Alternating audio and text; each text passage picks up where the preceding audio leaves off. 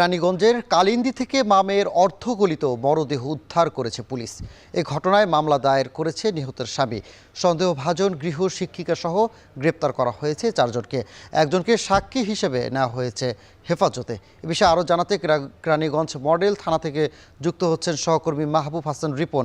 যাচ্ছি তার কাছে। রিপন, জানাবেন যে হত্যাকাণ্ডের কারণ সম্পর্কে পুলিশ কি বলছে?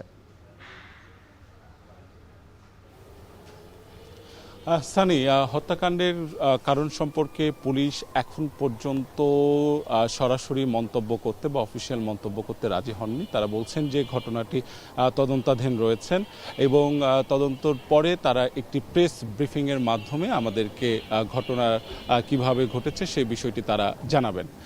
দ্বিতীয়ত হচ্ছে, এখন পর্যন্ত আমাদের কাছে যে তথ্য রয়েছে সেটি হচ্ছে যে আজকে তাদেরকে আদালতে তোলা হবে। তারা কারা? তারা হচ্ছে যে গৃহশিক্ষিকা মিম এবং তার স্বামী এবং তার বড় বোন, এই 3 জনকে আটক দেখানো হয়েছে এবং এই 3 জনকে আজকে হচ্ছে আদালতে তোলা হবে, এই তথ্যটি আমাদের কাছে রয়েছে।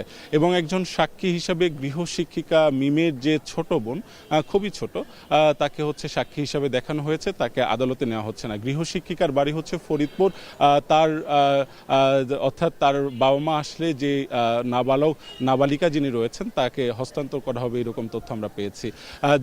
আরেকটি যে বিষয়টি সেটি হচ্ছে যে ফাতেমা রোকেয়া চাঞ্চল্যকর হত্যা, যে ফাতেমা সে 8ম শ্রেণীতে পড়াশোনা করছিলেন, তার বয়স 14 বছর এবং রোকেয়া যিনি ফাতেমার যিনি মা, তার বয়স 32 বছরের মতো। 21 দিন আগে নিখোঁজ হয়েছে এবং যিনি হচ্ছে ফাতেমার বাবা শামীম আহমেদ, তিনি বারবার এসে পুলিশকে এই বিষয়টি জানিয়েছেন এবং পুলিশকে বারবার বলার পরেও তারা হচ্ছে কোনো সুরাহা পাননি। অবশেষে 21 দিন পর পুলিশ যখন বিষয়টি আমলে নিলেন,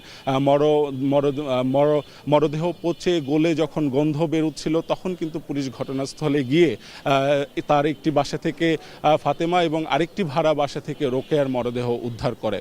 তো এই বিষয়ে আসলে কি ঘটেছে, এর আদ্যপান্ত আসলে কোন জায়গায় রয়েছে, সেই বিষয়টি আমরা জানতে পারবো যখন যিনি ভারপ্রাপ্ত কর্মকর্তা রয়েছেন তিনি যখন ব্রিফিং করবেন।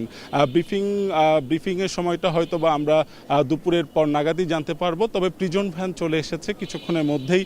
যারা অভিযুক্ত যে 3 জন রয়েছেন তাদেরকে প্রিজন ভ্যানে নেওয়া হবে এবং আদালতে নেওয়ার যে প্রস্তুতি সেটি শুরু হয়েছে। এই ছিল আমার কাছে কেরানীগঞ্জ মডেল থানা থেকে সবশেষ।